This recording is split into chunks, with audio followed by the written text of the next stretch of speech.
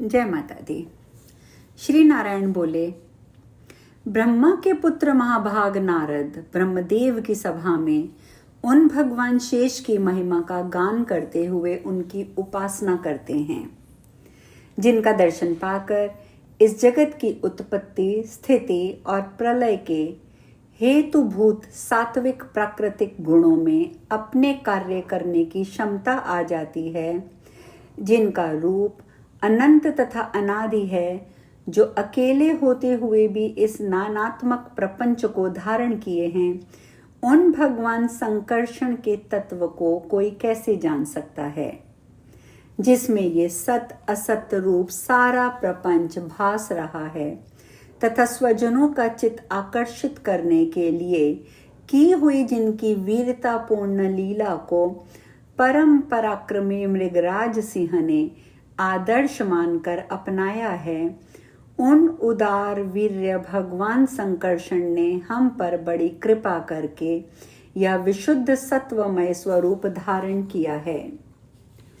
यदि कोई दुखी अथवा पतित मनुष्य अकस्मात अथवा हंसी हंसी में उनके सुने हुए नाम का एक बार भी उच्चारण कर लेता है, तो वह दूसरे मनुष्य के भी सभी पापों को शीघ्र ही नष्ट कर देता है।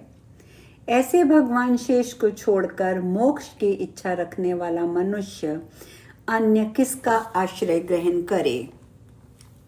पर्वत, नदी और समुद्र आदि से पूर्ण यह संपूर्ण भूमंडल उन 1000 सिरों वाले भगवान शेष के एक मस्तक पर धूल के एक कण के समान स्थित हैं। वे अनंत हैं, इसीलिए उनके पराक्रम का कोई परिमाण नहीं है। किसी के 1000 जीवें हों तो भी उन सर्वव्यापक भगवान के पराक्रम की गणना वह कैसे कर सकता है। वास्तव में उनका वीर्य, अतिशय गुण और प्रभाव असीम हैं। ऐसे प्रभावशाली भगवान अनंत रसातल के मूल में अपनी ही महिमा में स्थित होकर स्वतंत्र हैं और संपूर्ण लोकों की स्थिति के लिए पृथ्वी को अपनी लीला से धारण किए हुए हैं। हे मुनि श्रेष्ठ, निरंतर भोगों की कामना करने वाले पुरुषों की अपने कर्मों के अनुसार प्राप्त होने वाली भगवान की रची हुई की ये गतियां कही गई हैं। जैसा मुझे उपदेश प्राप्त हुआ वैसा कह दिया। हे राजेंद्र, मनुष्यों, पशुओं और पक्षियों के प्रवृत्ति धर्म के परिणाम स्वरूप प्राप्त होने वाली परस्पर विलक्षण ऊंच नीच गतियां इतनी ही होती हैं। जो आपने पूछा था वह मैंने बता दिया, और आगे भी सुनिए। नारद जी बोले, सभी प्राणियों के कर्म समान होने पर भी भगवान ने उन लोगों में ये भिन्नता क्यों की है, इसे आप यथार्थ रूप से बताइए। श्री नारायण ने उत्तर दिया, हे नारद, कर्ता की श्रद्धा के सात्विक, राजस और तामस, इन 3 भिन्न भिन्न गुणों के कारण गतियां भी अलग अलग होती हैं और इसलिए उनका फल भी भिन्न भिन्न होता है। सात्विक श्रद्धा के द्वारा कर्ता को सदा सुख की प्राप्ति होती है, राजसी श्रद्धा से कर्ता को दुख मिलता है और तामसी श्रद्धा के प्रभाव से कर्ता में दुख और मूढ़ता दोनों का उदय होता है। इस प्रकार श्रद्धाओं के तारतम्य से फलों की विचित्रता बताई गई है। हे मुनि श्रेष्ठ, अनादि माया के बनाए हुए कर्मों के परिणाम स्वरूप हजारों प्रकार की गतियां प्रवृत्त होती हैं। हे द्विजश्रेष्ठ, अब मैं उन गतियों के भेदों का विस्तार से वर्णन करूंगा। हे नारद, त्रिलोकी के भीतर दक्षिण दिशा में अग्निवष्टा नामक पितृगण तथा अन्य पितर निवास करते हैं। यह स्थान पृथ्वी से नीचे तथा अतल लोक से ऊपर है। सत्य स्वरूप ये पितृगण सदा परम समाधि से युक्त होकर अपने वंशजों के परम कल्याण की कामना करते हुए, आशा करते हुए यहाँ रहते हैं। वहाँ पितृराज भगवान यम अपने गणों के साथ विराजमान रहते हैं। सम्यक विचार दृष्टि वाले तथा दंडधारी वे यमराज भगवान की कही गई आज्ञा का पालन करते हुए अपने दूतों द्वारा वहां लाए गए मृत प्राणियों के लिए उनके कर्मों तथा दोषों के अनुसार वैसे ही फल का विधान करते हैं। वे परम ज्ञानी यमराज धर्म तत्व को जानने वाले यथास्थान नियुक्त किए गए और आज्ञाकारी अपने सभी गणों को सदा प्रेरित करते रहते हैं। संख्या में कुल 21 नरक बताए गए हैं। कुछ लोग नरक की संख्या 28 बताते हैं। मैं क्रमशः उनका वर्णन कर रहा हूँ।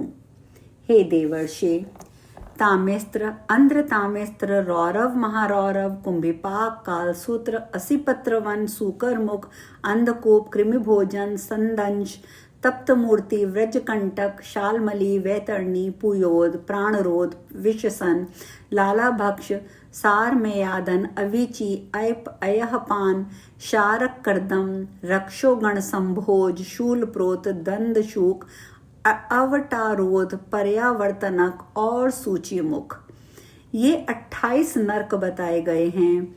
हे ब्रह्मपुत्र, इन नामों वाले ये नरक यातना भोगने की परम स्थान हैं, जहाँ प्राणी अपने अपने कर्मों के अनुसार जाते हैं। नारद जी ने पूछा, हे सनातन मुने, विविध प्रकार की यातनाओं की प्राप्ति कराने वाले कर्मों के भेद कितने प्रकार के होते हैं? मैं ये भी सुनना चाहता हूँ। श्री नारायण बोले, जो पुरुष दूसरे के धन, स्त्री और संतान का हरण करता है, वह दुष्ट आत्मा यमराज के दूतों द्वारा पकड़कर ले जाया जाता है। अत्यंत भयानक रूप वाले यमदूत उसे कालपाश में बांधकर लेकर जाते हैं और यातना भोगने के भयावह स्थान स्वरूप तामिस्त्र नामक नरक में गिरा देते हैं। हाथ में रस्सी लिए हुए यमदूत उस प्राणी को पीटते हैं, तरह तरह के दंड देते हैं और उसे डराते हैं। इस प्रकार वह जीव महान क्लेश पाता है। हे नारद, वह नारकी विवश होकर एकाएक मूर्छित हो जाता है। इसी प्रकार जो व्यक्ति किसी के पति को धोखा देकर उसकी स्त्री के साथ भोग करता है, वह यमदूतों द्वारा अंधतामिस्त्र नामक नरक में गिराया जाता है, जहां गिराए जाते हुए जीवों को असह्य वेदना होती है। वह दृष्टिहीन हो जाता है, उसकी बुद्धि नष्ट हो जाती है, वह शीघ्र ही जड़ से कटे हुए वृक्ष की भांति नरक में गिर पड़ता है। इसीलिए प्राचीन पुरुषों ने इसे अंधतामिस्त्र नाम की संज्ञा दी है।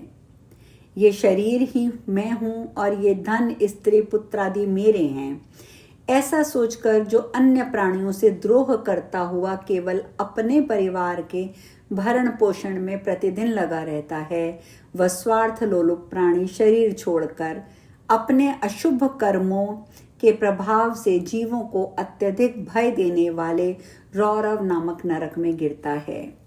और इस व्यक्ति के द्वारा जिन जंतुओं की पहले इस जगत में हिंसा हुई होती है, वे प्राणी भयंकर रुरु नामक जंतु बनकर उसे यहाँ कष्ट देते हैं। इसीलिए पुराणवेत्ता मनीषी इसे रौरव नरक कहते हैं। पुरातन पुरुषों ने इसे रुरु नामक जंतु को सर्प से भी अधिक क्रूर बतलाया है। इसी प्रकार महारौरव नामक नरक भी है, जहाँ यातना पाने के लिए प्राणी दूसरा सूक्ष्म शरीर धारण करके जाता है। वहाँ कच्चा मांस खाने वाले रुरु नामक जंतु उस जीव के मांस पर चोट पहुंचाते रहते हैं। हे नारद, जो अत्यंत क्रोधी, निर्दयी तथा मूर्ख पुरुष पशु पक्षियों को मारकर उनका मांस पकाता है, यमराज के दूत उसे कुंभिपाक नरक में खौलते हुए तेल में डालकर उस पशु के शरीर में जितने रोम होते हैं उतने 1000 वर्षों तक पकाते हैं। जो पिता विप्र ब्राह्मण से द्रोह करता है, वह नारकी मनुष्य अग्नि तथा सूर्य से सदा तप्त रहने वाले कालसूत्र नामक नरक में डाला जाता है। वहां पर भूख और प्यास से पीड़ित हो जाता है और भीतर बाहर से जलते हुए शरीर वाला वह प्राणी व्याकुल होकर कभी बैठता है, कभी सोता है, कभी नानाविध चेष्टाएं करता है, कभी उठकर खड़ा हो जाता है और कभी दौड़ने लगता है। हे देवर्षे, विपत्ति का समय ना रहने पर भी जो अपने वेद विहित मार्ग से हटकर पाखंड का आश्रय लेता है, उस पापी पुरुष को यमदूत 80 पत्रवन नामक नरक में डाल देते हैं। जब वे उसके ऊपर कोड़ों से प्रहार करते हैं, तब वहां डाला गया वह नारकी जीव उतावला होकर अत्यंत वेग से इधर उधर भागने लगता है। उसके दोनों ओर तीखी धारों वाले 80 पत्रों से उसका शरीर छिद जाता है। छिदे हुए सभी अंगों वाला वह जीव हाय मैं मारा गया ऐसा कहते हुए मूर्छित हो जाता है। इस प्रकार वह अल्प बुद्धि प्राणी वहां असीम कष्ट भोगते हुए पद पद पर गिरता है और अपने किए हुए कर्म के अनुसार उस पाखंड का फल भोगता है। आगे के नरकों का चर्चा हम कल करेंगे। जय माता दी।